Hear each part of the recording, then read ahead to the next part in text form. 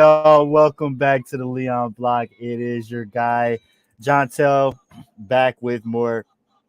I do have another episode that is coming later on tonight. However, at the moment, I have a special guest in the building. Let's welcome back friend to the show who is featured on our podcast. If you've ever checked the episode out about mental health social worker, but he's actually been on the show prior to that too. Let's welcome Rushard back to the show, everybody. Thank you for joining us. Happy to be here. Thank you. The setup. No, it's not. How's it set up? So I recorded an episode earlier, right? And we got into a hot topic about language because you work in mental health. I would imagine that you have to stay like up to date with terms, verbiage of describing like uh mental health things and terms of like what's offensive and what's not, I guess. So like we were discussing, like older, like people of an older age might take not necessarily issue, but they feel like they're walking on eggshells maybe because of the different terms and how things have changed in description of things. Sensitive in what way? What do you mean? Like something you would say back in the day that wasn't offensive now comes across as offensive. So it's more of a sensitive topic, or sensitive phrase that you're saying. For example, retard. Right, retard. It was back in the day. We used to always say, "Oh, that's retarded. That's retarded." Da da da. Da. Not meaning anything. Not like using it for any malice or like ill intent. Right. But just saying something's dumb and stupid. But if you say that now, it's offensive. Yes. So that's what I mean. That's what you're saying. Yes. And like it's like we were in agreement. It's just that times are changing and there's so much new phrases and verbiage coming out every day. And like for someone that's older, like even myself, it's not saying like I'm old, but you know what I mean. Don't look at me like that. You're smirking. But I think that it can be, it's like, damn, like this is overwhelming. Oh my goodness. Do you know what I mean? Like it could be like that. Especially for people that like don't mean any ill intent or harm. They really are eagerly trying to learn. Yeah. It can be tough because with this whole cancel culture thing, and I'll get to that in a minute too, it's like we need to make sure that we're understanding people, or at least doing our best to understand people so that we can continue to have conversations. You don't want to just cut someone off because you think that just because they're not using the proper terms that you think they should, or because no one's keeping up with society's, like, you know what I mean? I think it's like it's a two-sided thing though. I think right. As people we should try to be accommodating for others all the time. But if you don't know that verbiage, if you're like not certain on something, it's okay to not know. And I think people on the receiving end of that or the opposing end of that need to be more receptive to people who just don't know. Ignorance is a thing, and it happens. Right. You don't. Some people you're not gonna just know everything, and right. Like you said, things are changing all the time. Yep. So I feel as if people on the receiving end need to, like I said, be more receptive to knowing that people are ignorant and be willing to educate them without coming across as offensive, because at the end of the day, I don't think anyone who's using these words are using them to be offensive. No. So they're like, it's reflective of the time, that people grew up in. Exactly. So it's more so about education and willingness to educate and willingness to learn. Yes. And I think, if in a day and age where Fox News reigns supreme with cable viewership and people are picking up all this bullshit stuff they deem as fact and it's propaganda, when someone wants to know something, and understand something in someone else's experience, I'll take all I can get, and I'll give them as much as they want to know. Mm-hmm.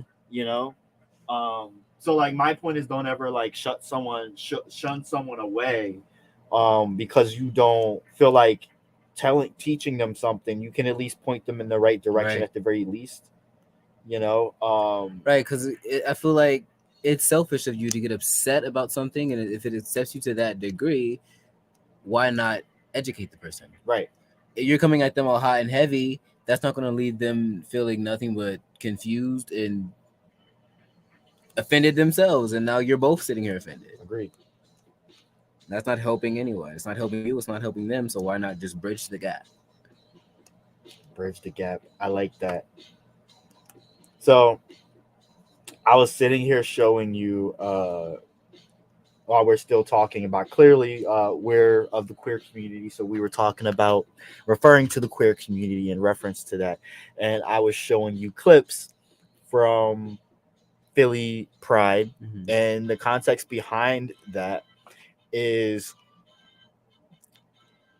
I grew up going to New York Pride and Philly Pride, and always seeing black and brown people go to an area separate and off from the parade to be able to have a good time. Mm-hmm. And they're heavily policed and arrested, and all the white people and all the, bougie people Mainstream side are of having a things. good time and uninterrupted and dancing with police. Mm-hmm. Right? I witness this every single year. And then 2020 comes along, George Floyd, racial reckoning, racial disparities put on blast because of the pandemic. Mm-hmm.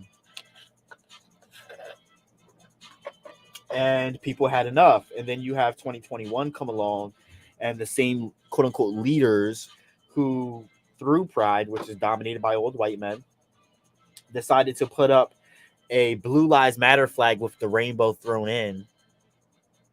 People had enough.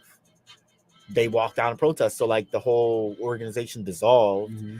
Therefore, there was no, so what came out of those ashes was a new organization formed by mostly black and brown people. It was a diverse organization, though, that now is running the show. And they decided to like make sure black and brown, especially black trans women, are at the center as you watch the videos Mm-hmm. of the event, the day, the festivities, the week, and no more parade to divide people.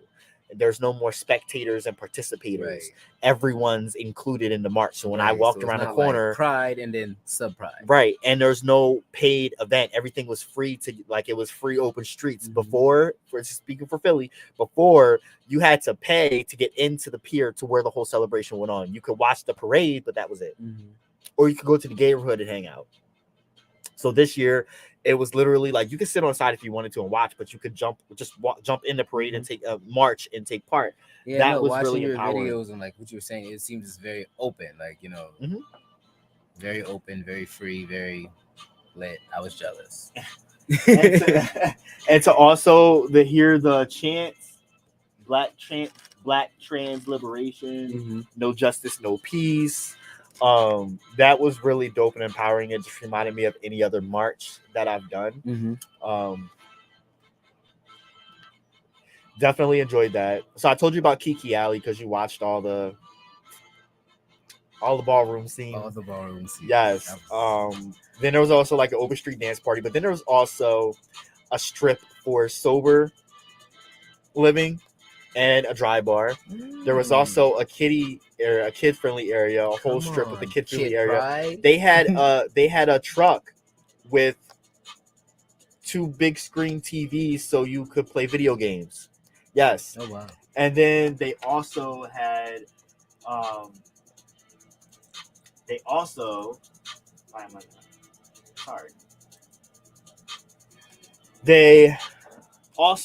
had sitting there playing that the whole time. Bouncy things like crayons and activities for kids to play. Then they also had a relaxation area for people to just sit and relax, to be quiet and away from stuff.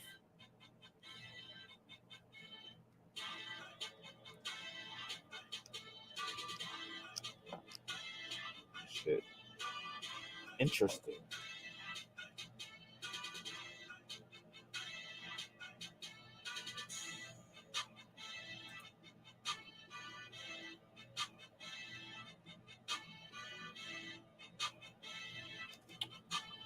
What else did they have?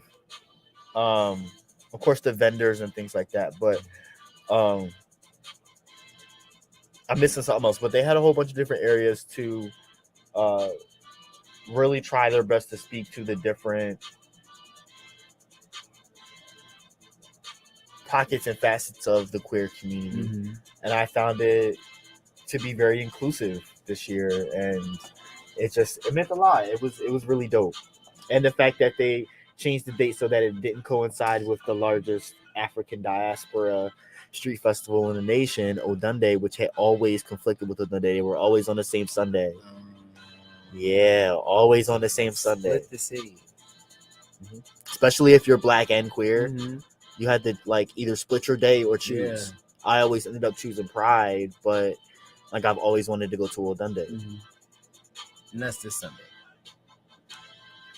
Yep. What's his name? Dougie Fresh is going to be performing. I'm excited for that. Mm-hmm. It's on South Street. Mm-hmm. So it's like an open street festival. There's tons of food, music. Yeah, exactly. For the black people. So I'm really excited about that. So like they're very conscious. Like the original, thing never gave a fuck about black lives and just assumed it was clear that it was only for gay white people. It wasn't for others, just for gay white people. So it's nice to know that things have changed, and it was clear that things have changed. It looks very, very, very diverse in the videos. That was dope. Definitely. And the dancers were fucking it up. Yo, they was fucking it up. Like, showing out. Showing out. If I was there, I would have been showing out. I know you would have. Yo, we had you on camera before. So if anyone wants to look back at our videos from the springtime, there was a little concert we went to in Philly at Fairmount Park, and this guy that's speaking now with us, Rushard, we got him on camera. He hopped up on the stage and did his thing. Yo, killed it. Seriously killed it. And this is what I'm saying. Like, I did a little tidbit. You got to see it. Go to Leon Block. We did a little tidbit about the history of Vogue and ballroom scene and the culture, and why it's important. And then did the video clips with the two that was like battling out that I was showing you. We'll giving different examples of ballroom, and it was. I think it's important for people to see that and know that, because not a lot of people know that. Like outside of the black gay, yeah, exactly. Like even white folk don't know about it except for the hip ones, right? Yep, exactly. RuPaul's Drag Race, yep, they definitely do. And the phrases and terms that they use in early RuPaul's Drag Race, so he did always know to the fact that he was the show was inspired by ballroom culture. I think now that it's gotten like mainstream, it kind of strayed away from that, and it's a little bit. I mean, I don't think that he said that enough, because here we are, like over a decade later in RuPaul's Drag Race, and all these little kids coming up is saying phrases and terms and thinking that like they run that shit, and then they come across some straight black girl saying it, and they want to like school them on like shit that they think's gay, and it's like, no, that's not your culture, it's our culture. Hunty, right? That's not where it comes from. Right, love. Right, right. There, see, sis. You know what I'm saying? Yeah, it's like yes. That's not where it comes from. All that, yes, came from black people, black trans women, black queers. You know what I mean? Brown queers. But they don't want to talk about this, and when we try to school them about it, they want to shut us up. Like, it's the blank for me. I've been saying that for years, forever, and like it became a term. Like, when did this? Right. This was always a thing. Right. This was always a thing. Right. Now you got straight dudes saying it too. Mm-hmm. Oh my God, that's another thing. So when I was sitting at Pride, right, and I was sitting on stoop smoking a blunt, and this guy comes by that I saw earlier at sitting on a stoop. Smoking a blunt. Yes. And this guy that kids are fading. Yo, stop.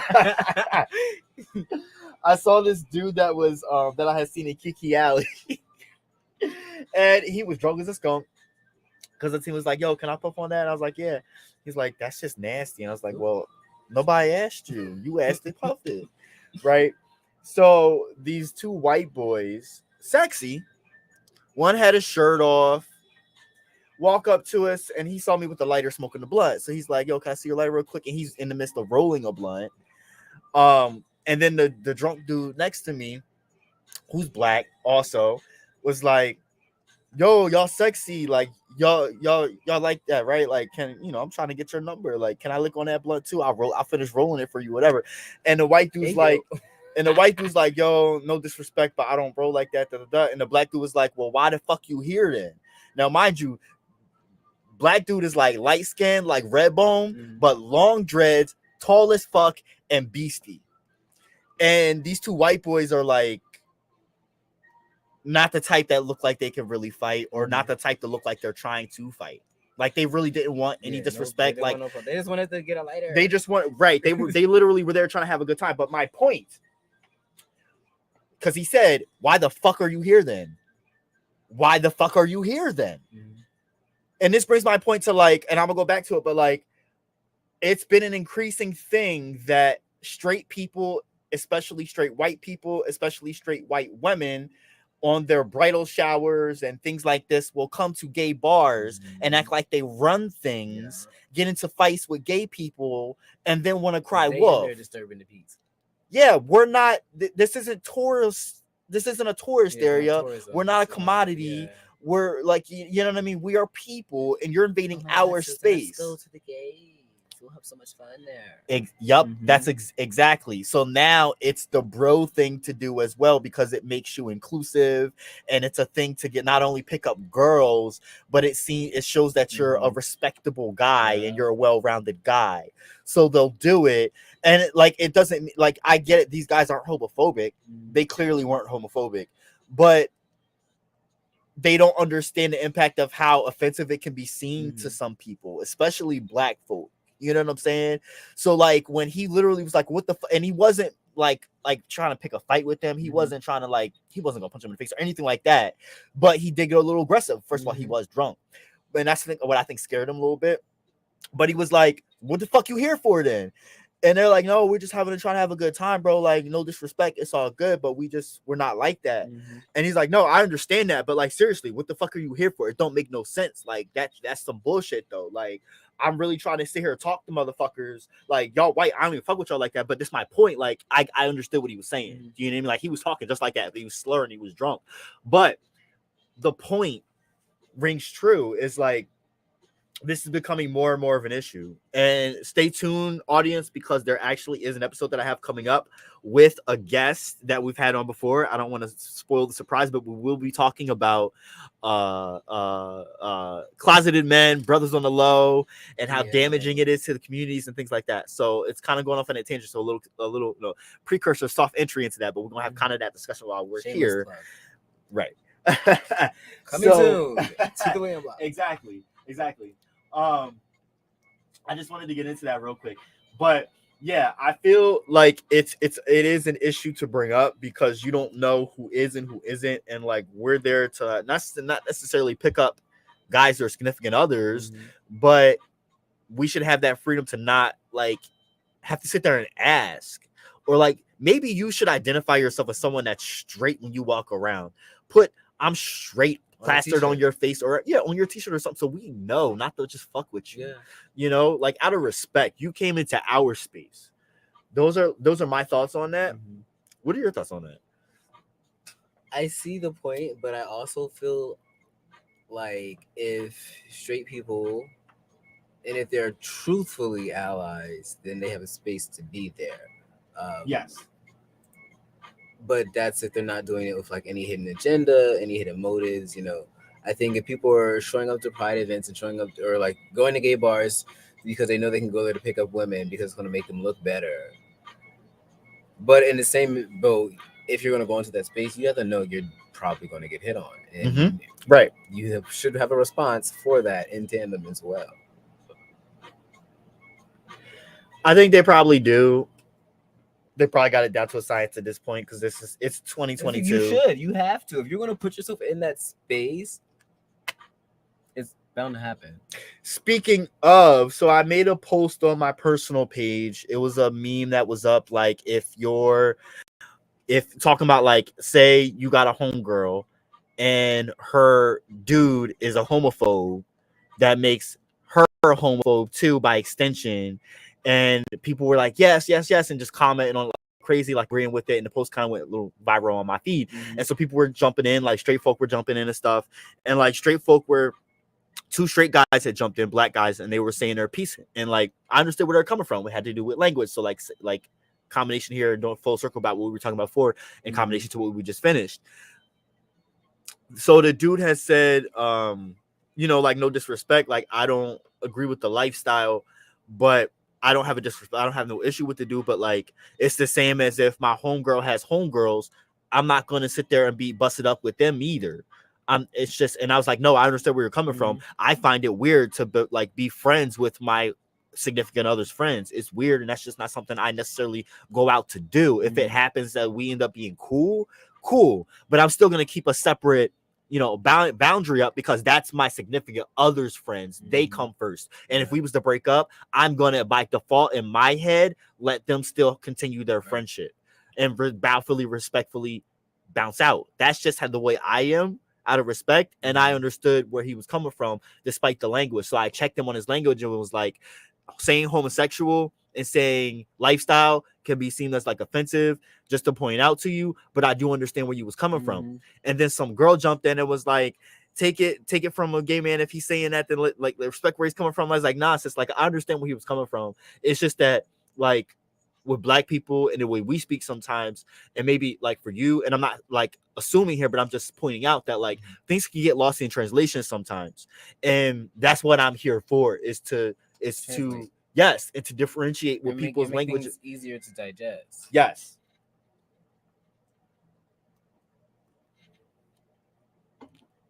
I found it to be a very enlightening talk, especially concerning you know, like the, what do you call it? Like the differences between people of different cultures and backgrounds and the way that they speak and what they're actually meaning. And when there's a disconnect of translation, people are so quick to be like, you're wrong, you're ignorant, you don't know what you're talking about. And it's like, listen to the person. They clearly care and they're open-minded and they're just, we need to understand what one is saying and then attack that person if need be. But if they're sitting here to have a conversation, clearly there's no ill intent, right? So just fucking listen. And I think that's where people need to start. And we were talking about you know, like a person of that's queer or a person of color is not their responsibility to educate someone if they don't feel like it. There's Google. You know what I'm saying? Google for that shit. But if someone deems it, if someone feels like educating someone, or someone feels to seek out to be educated by someone, the factor of discernment is big, because you have to discern whether or not that person is willing to divulge information about their experience, if they have the energy to be able to extend it to someone that wants to know, or if you're discerning, if you can decipher if the person that you may or may not be willing to give the energy to and education to is going to be receptive to it, if it's a waste of time or not, or if it's just someone that's trying to fuck with you to deplete you of energy, because there's a lot of insidious motherfuckers out there that will do it, whether it's about race or whether it's about colorism, whether it's about transphobia, homophobia, you name it. Anything, really. Yeah. Any issue with a topic, period. Yeah. They want to poke holes and rile you up. Just stir the pot. Stir the pot ain't even the word. But you know, speaking of Pride Month, I think it's important to speak on these kinds of things. These are the kind of conversations we need to be having to build bridges and to form better understandings, because there's a lot of people out there that really want to and say that they support and are there for and are allies of the LGBTQIA plus community, They just probably need more education and need to be better educated on how to do so.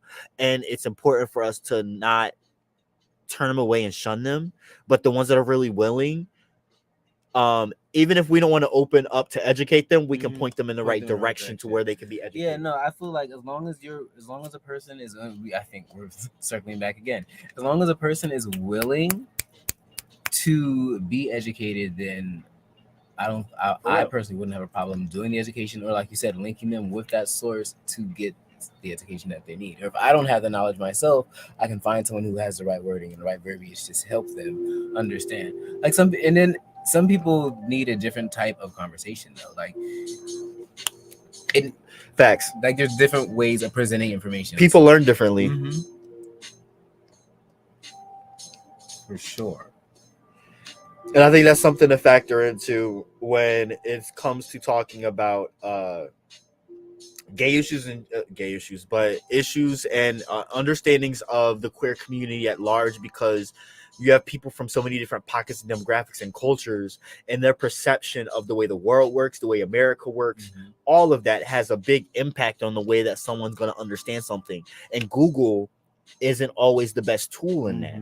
It gives you one side of something. So sometimes from the horse's mouth, as we were discussing in a episode that will be coming up onto you tonight and tomorrow, is a big insight to that. Like sometimes it is best to just sit in and have a nice open conversation when you have the capacity to do so.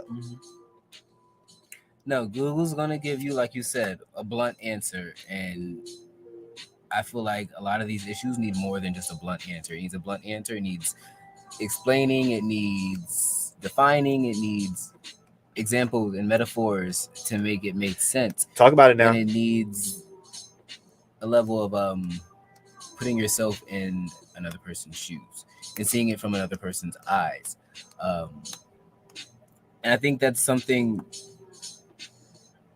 that I've really honed in on. And it helps me with work too, because when I'm with people, they're telling me things and I'm like, okay, I need to not think of this from that perspective, from my perspective. I need to think of this from their perspective, because it's different and their brain works differently. Yes. So what is logical and an easy explanation to me, it's not a logical, easy explanation to somebody else. And that's the same thing. Especially when you're indoctrinated by Fox News, etc. That part. You got these, and that's breaking down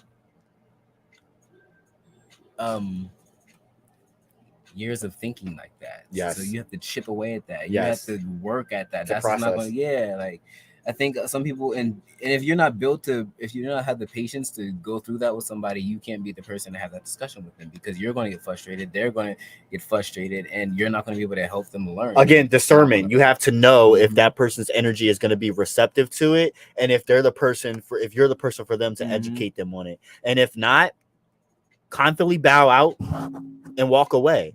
I think that's the key to it also. Knowing when to walk away.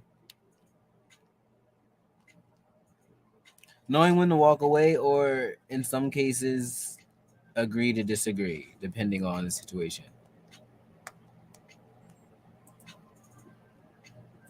I want to talk real quick because we had A. Lee's Sauces and Rubs business owner, Art G.I. Brinson, on the show tonight and tomorrow. You definitely want to catch him. We are talking about a little bit about what we're talking about now. So I just wanted to touch on that really quick. Y'all know I love y'all, right? I also will be featured on Alcoholics coming up very, very soon. You do not want to miss that. We've been on Alcoholics before. Very excited about that. So when are we going to go to a Pride celebration, my friend? Because you seem to be liking all of the footage that we aired here on the Leon Block Independent Media of the Pride festivities. And you can see how inclusive and how Black and brown people were to the front. Oh, for sure. No, I definitely want to go. We have to plan that. Maybe in Not this weekend. Not the next weekend. The following weekend. Right. So is that the last weekend in June? Or Oh, well, second New York Pride is the last weekend in June. Mm-hmm. I have family members and friends trying to get me to go. I don't know if I'll go this year. I don't know. We shall see. However, going back to language and the conversation at hand. Language. A lot of people say words like, sticks and stones, but language matters. Oh, for sure. I literally spent, I would probably say at least a good maybe year and a half in therapy debulking sticks and stones. Because as a kid, that's what they used to say: sticks and stones will bring up bones, words will never hate you. So you're like, yep. I'm living my life, trying to not be offended by words, Yep. and just holding that shit in. But words fucking stick. Though they stick, they stay, they repeat, they circle, they cycle, they go around in your head. And that shit hurts more than sticks and stones, because after a while, a bruise will heal. Your Yep. body will take care of that. Yep. Your brain, on the other hand, it doesn't take care of wounds the way your body does. The way Right. you know what I mean. Yeah, no, Mr. Mental Health Social Worker, no, you bring it out the information right there, because you're right. The way, like, say you're in a physical abusive relationship, but all they do is pinch you all over in places that no one else can see. Mm-hmm. Think about the mental impact that's having on a person. Are you going to say that person never suffered from physical abuse because there are bruises that went away and you didn't get to see it yourself? Mm-hmm. That's not fair.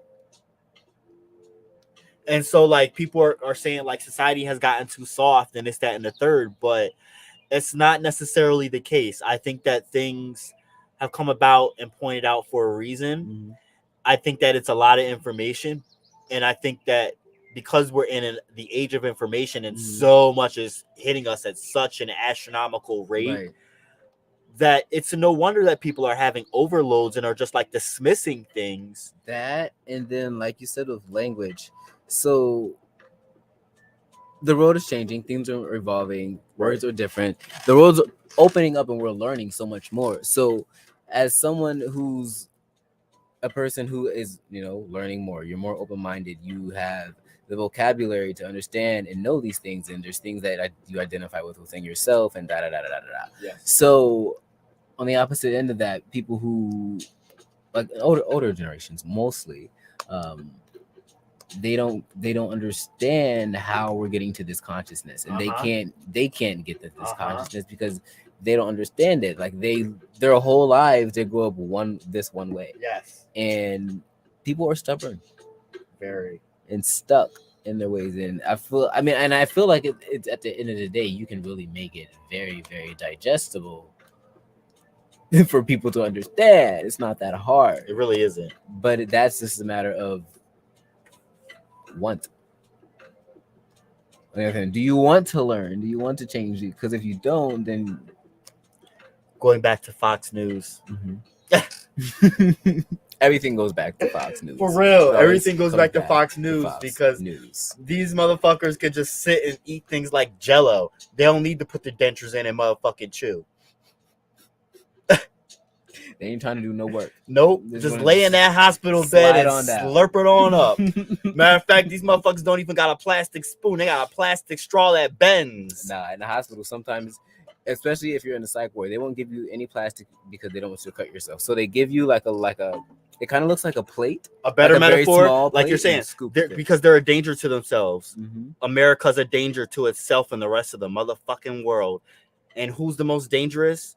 The Americans that don't know that they're the most dangerous. Yeah. Oh, and the ones that know that they're the most dangerous, i.e. our domestic terrorists that we don't want to talk about. Mm-hmm.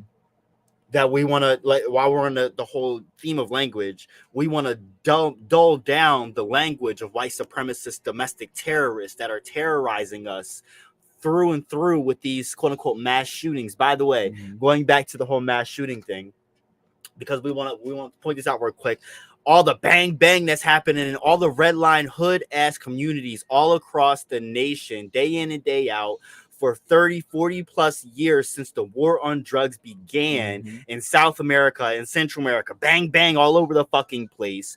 Those are mass shootings classified as we want to classify them today, but we never label them as mass shootings. They don't make mainstream media news, and the world is not outraged by them. But There are they happen shootings. all the time. They happen all the time in the hood. There are shootings with 3, 5, 15 people put in body bags and no one talks about it. It might be on local news, but it doesn't make national news. And I'm not to diminish Uvalde or Buffalo or Tulsa or any of the other recent shootings like Philly. But my point is that the recent shooting that happened in Philly, it was like 11 people injured, like 3 people dead. And it was 2 people having a shootout on the street in the midst of a crowd. A shootout. Any other time, they would call it a shootout.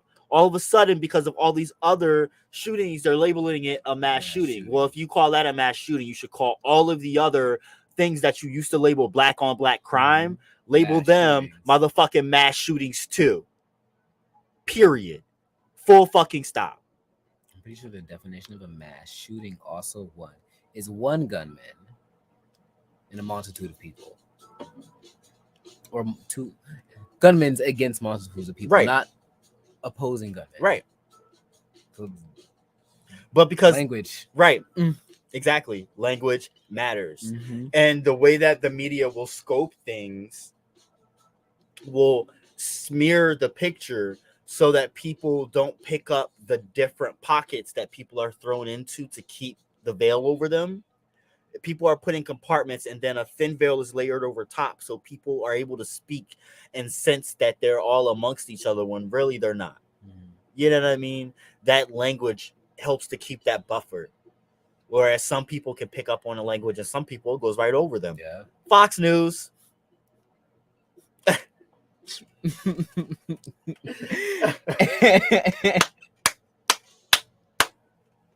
I'm saying though, You're not wrong. You're not wrong. I know I'm not. Fox News. With the hair sway, I love it. Yes. That wasn't intentional. I know, but I fucking dug it. Like, it speaks volumes for real. All right, so Rushard, guest to our show tonight. You will be performing. You're gonna be doing some what? Some Vogue, some folk, some African, some surprises. I'm not going to give it all away because we want people to come out and see. Right.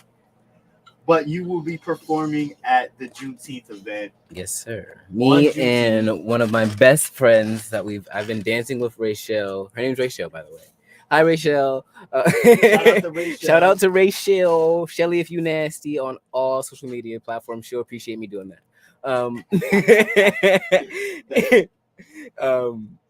We've been dancing together for 10 years. We actually met doing the Martin Luther King showcase in Harrisburg that they do every year.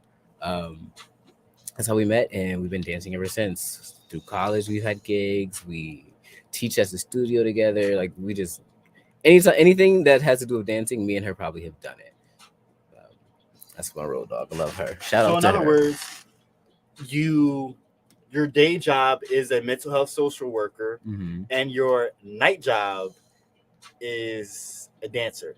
Yes, dancer, instructor. I teach tap at the only Black-owned studio in Harrisburg. It's been running for 15 years, and we actually have our 15th annual showcase coming up on Juneteenth as well. All right, look out for that shit. So, yeah, I teach tap there. I choreograph musicals. I dance with Rachel. I dance in the community. I'm just a dancing motherfucker, you know? I'm doing cats, too. Oh, wow. See, that's what I'm talking about. We love to see it. We love to see it. He will be, along with Rachel, dancing at our Juneteenth event, as you can see on the screen. It is not this Sunday, but the following Sunday. Definitely come out, show some support, show some love. It is our first event we have coming up. I'm just seeing these comments. Wow. Man. So Matt said, "Oh man, you just described the bar scene Megan and I seen happening at Gettysburg Pride. Yeah, his language was cringe. Mm-hmm. You do get some great threads going. I know I've learned a lot just reading through them. Mm-hmm. Yes, yes. Talk about it. Yes. Talk about it. Yo, we love to see it. We love to support y'all. Thank you for tuning in, Matt. I'm sorry, I'm just now seeing the comments. I didn't get the ding dings coming through. I didn't get the ding dings coming through. Ding ding. So I wonder where they're watching from, because we are live on Facebook, our Facebook page, Leon Block Independent Media. We are live on our group and my personal page. So you could be watching from either of those, and we will be restreaming to YouTube and Twitter, and you can catch it later to listen on Spotify. You don't want to miss that either. So yeah, Rushard, you will be performing at our event coming up. I really appreciate you coming by and really talking with us about things that are pertinent to having a better understanding of our communities, how to better bridge our communities.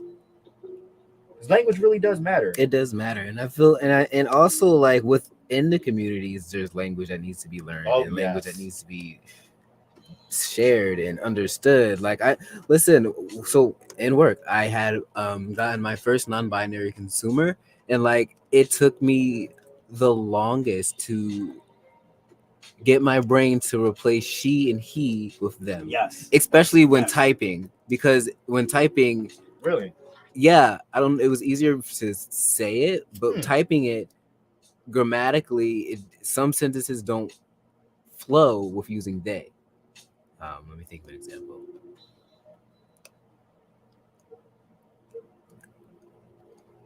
All right, I can't think of an example right now because everything I'm thinking of is making sense.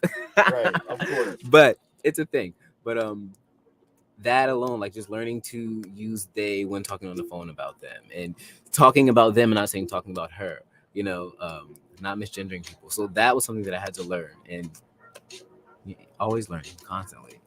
But I was open to learn that, and thank God for them, because they were very patient with me in getting to where I am and using the proper terms. Right. They didn't make me feel bad about it. They were like, and they would politely correct me. Not even all the time, but sometimes. And then eventually it was like, it just became kind of a normal thing. I think that's part of it. Like, practice makes perfect. No one's perfect, but as long as you're willingly trying and continuing to be like willingly trying, I think that's part of the key. Is learning that things take time, growth takes time, and even within our own communities. Like, I have a trans man that's a friend of mine that we go back to high school, and like I always knew that he was supposed to be a man, but that wasn't my business, or like for me to, you know what I mean? Like, no one ever pushed, but even still, once he transitioned into the person that he is now, it was still very hard for a few years for me to stop using she, her pronouns and use he, him, his pronouns. And I was appalled at myself for it being so difficult for myself. I understand that, because you think that you are understanding and accepting of that community, so for that to be something that was difficult for you, it doesn't sit right. And I felt the same way. I was like, I should be better. I should be better. Right. But like you said, things take time and they don't happen overnight. And if you weren't actually ever in that situation personally, when you get to that, it's hard to automatically make that shift. No matter how conscious you are. All right, now the key is to learn something new every day. It doesn't matter how small it is or how minute, period. The fact that you at least woke up with the intention. Right. Like you said, intention, though, that's the thing. Things don't happen overnight. You have to intend to make it happen. Like, if you want to learn how to play a flute, what do? You pick it up every day in practice. So you can't just expect something to happen just by a snap of a finger. You have to do it in practice and you work at it. And then eventually it's second nature and you're just doing it no issue. That's how you learn things. Couldn't have said that any better. Man, I love you. I appreciate this chat. It's been a very enlightening chat. I hope people really enjoyed this. Tune in. If you are just tuning in and you didn't catch the whole shabam, Run it back. Yeah, run it back. Run it on back. Share this stream with your friends. We appreciate the love and support. You could donate. The links are at the bottom of the screen. They will be. And we're going to wrap it on down, wrap it on up, and seal it on up with a bow. I love you, and it's always a pleasure, Rushard.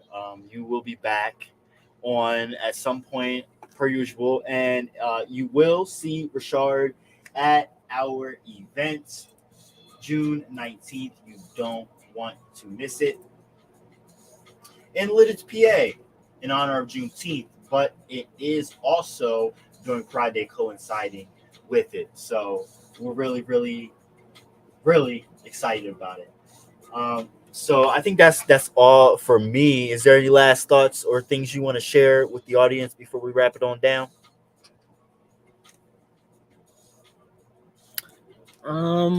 Just allow yourself to be patient with yourself and be patient with others. I think that was, at the end of the day, that's the meat of what we talked about here today. And being willing to learn and being willing to be human and mess up. That's my piece. That's right. Mistakes make us grow. So make sure you meditate on your path, celebrate your being, liberate your spirit, and educate yourself. I'm Jontel. Have a good night.